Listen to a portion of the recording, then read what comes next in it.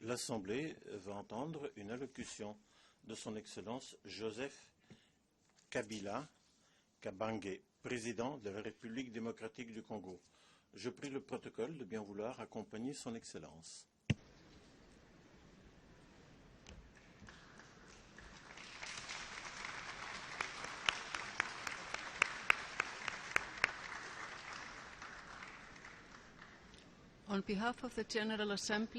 Au nom de l'Assemblée générale, j'ai l'honneur de souhaiter la bienvenue aux Nations unies à son Excellence Joseph Kabila Kabange, président de la République démocratique du Congo.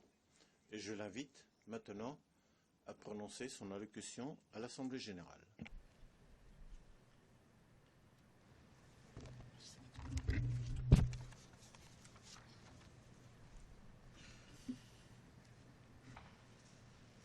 Madame la Présidente,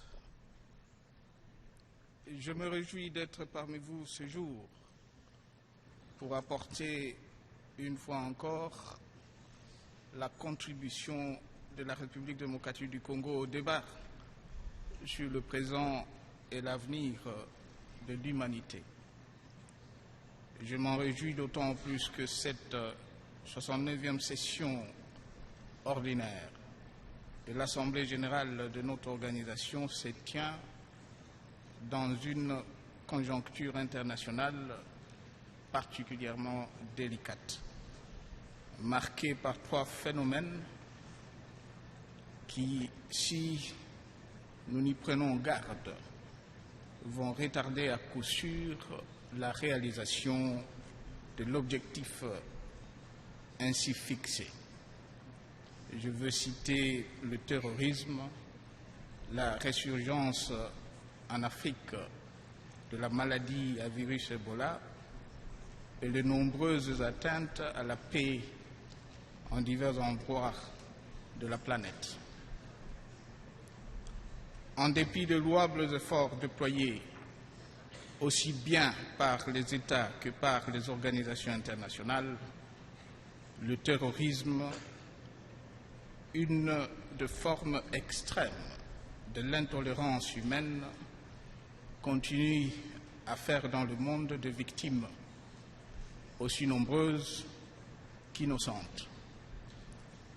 L'Afrique, jadis épargnée par cette forme de violence aveugle, en est aujourd'hui l'épicentre. Les populations de la Libye, du Mali, du Kenya, de la Somalie, du Nigeria et de tant d'autres pays de l'Europe, d'Amérique et d'Asie sont ainsi régulièrement endeuillés par des attentats, de prises d'otages et des exécutions sommaires. Y faire collectivement face s'impose à tous les États membres de notre organisation, à la fois comme une obligation morale et comme la seule stratégie efficace si nous voulons éradiquer sûrement et rapidement cette barbarie. Depuis la dernière session de l'Assemblée générale, un problème majeur de santé publique perturbe tout autant la marche de l'Afrique vers son développement. Il s'agit de pertes en vies humaines que le virus Ebola inflige à certains pays de l'Afrique subsaharienne, soit en moins de 6 mois, plus de 2000 morts, dont une quarantaine dans mon propre pays. L'Afrique mène un combat héroïque contre ce virus. Elle mérite d'être soutenue. Je suis gré à la communauté internationale qui, consciente que, au-delà des populations africaines aujourd'hui touchées, c'est l'humanité tout entière qui est menacée, a témoigné aux pays affectés une solidarité à la fois touchante et efficace. Je remercie la communauté internationale pour son appréciable appui technique et logistique dans la riposte contre cette épidémie.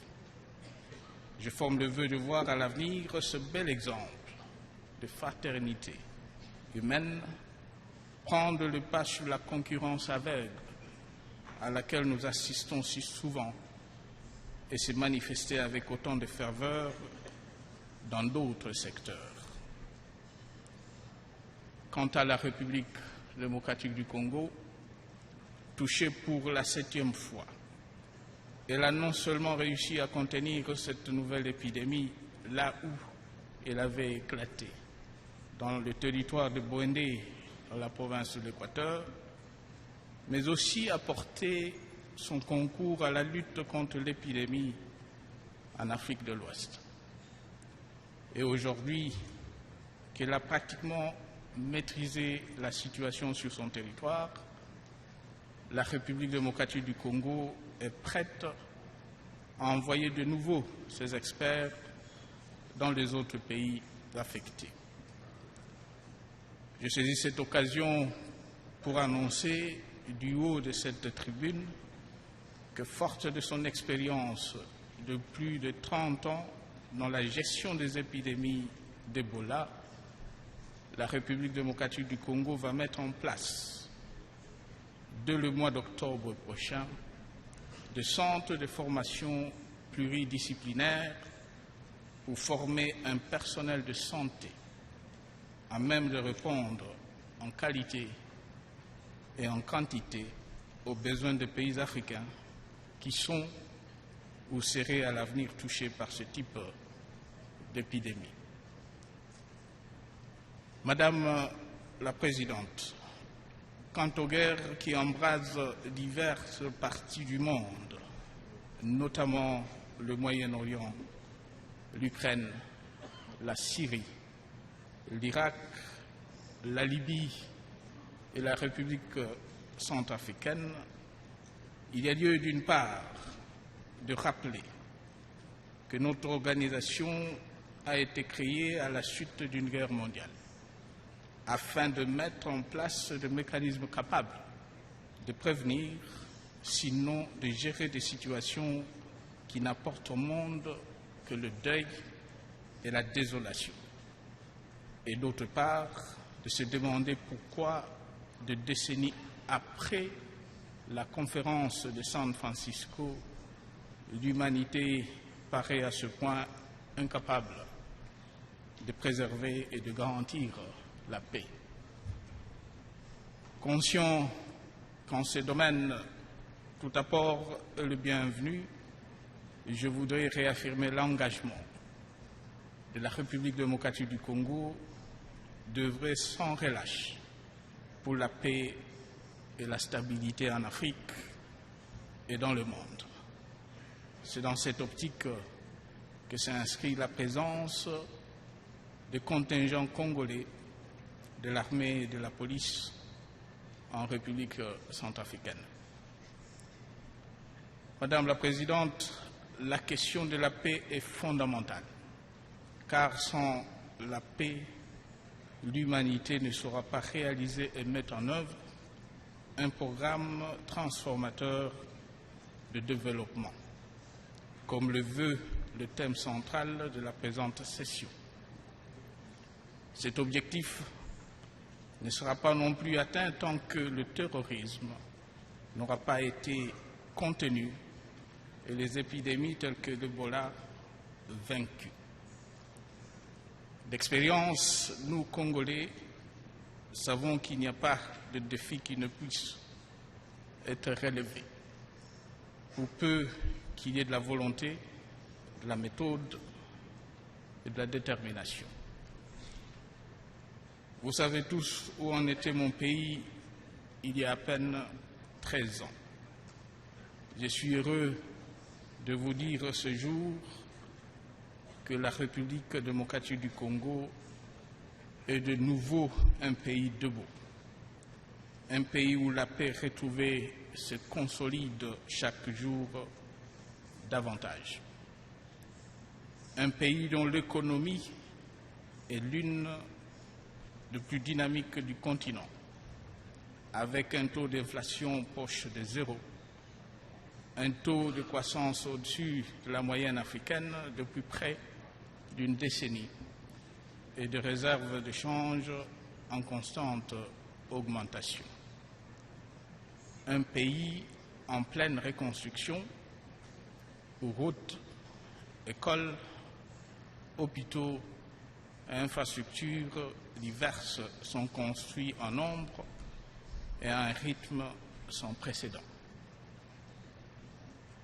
Sur le plan politique, la consolidation de la démocratie et le renforcement de la cohésion nationale demeurent nos objectifs prioritaires. À ce propos, je réaffirme la tenue prochaine des élections conformément au calendrier arrêté par l'institution nationale compétente, à savoir la Commission électorale nationale indépendante. Toutes les dispositions sont prises pour que notre pays en sorte plus apaisé, plus uni et plus fort. Sur le plan sécuritaire, le dialogue politique, la diplomatie et l'action militaire ont été judicieusement combinés afin de nous rapprocher sûrement de l'objectif que nous nous sommes fixés, d'éradiquer les forces négatives de notre territoire, contribuant ainsi à ramener la paix dans l'Est de notre pays, comme avec le pays limitrophe. En vue de consolider cette paix et d'améliorer les conditions sociales de nos populations, nous travaillons à l'amélioration du climat des affaires afin de stimuler les investissements, de favoriser une plus grande création de valeur ajoutée locale et de créer davantage d'emplois. Madame la Présidente, comme on peut s'en rendre compte, mon pays a résolument mis le cap sur la reconstruction, le développement et l'émergence, avec pour ambition la victoire sur la pauvreté, l'injustice et les inégalités sociales. La tâche est certes ardue et il y a encore du chemin à parcourir pour atteindre l'objectif ultime. Mais c'est avec enthousiasme et abnégation que le peuple congolais s'acquitte de cette tâche, déterminé comme jamais à rendre irréversible cette marche vers le progrès et à propulser le pays à un niveau de développement à la mesure de ses potentialités. Pour y parvenir, il nous faut à tout prix préserver la stabilité. C'est donc à cette stabilité que nous allons dorénavant consacrer la primeur de nos efforts et nous comptons sur l'accompagnement de nos partenaires dans la priorisation de tout ce qui pourrait y concourir. Madame la Présidente, avant de clore mon propos, permettez-moi de rappeler le plaidoyer récurrent de la République démocratique du Congo pour une juste représentation de l'Afrique dans les organes de prise de décision des Nations Unies, particulièrement au sein du Conseil de sécurité. Il n'est pas normal, en effet, que l'Afrique, continent auquel appartient 6 des 10 économies les plus dynamiques du monde aujourd'hui, dont le taux de croissance et la jeunesse de la population augurent d'un statut de puissance démographique, et qui, de par ses forêts, ses réserves d'eau douce et ses terres arables, est incontournable dans la mise en œuvre de stratégies de développement durable, ne dispose pas de siège permanent au sein de l'organe de notre organisation chargé de veiller sur la paix et la sécurité internationale. Il est temps, plus que temps, que cela change.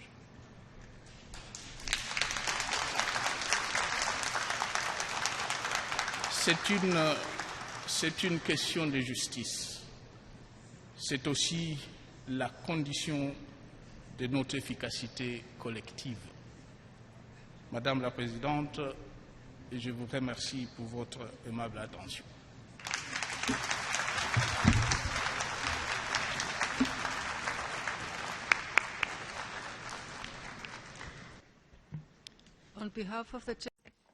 Au nom de l'Assemblée générale, je tiens à remercier le président de la République démocratique du Congo pour l'allocution qu'il vient de prononcer. Je prie les représentants de bien vouloir rester à leur siège pendant que je raccompagne le président.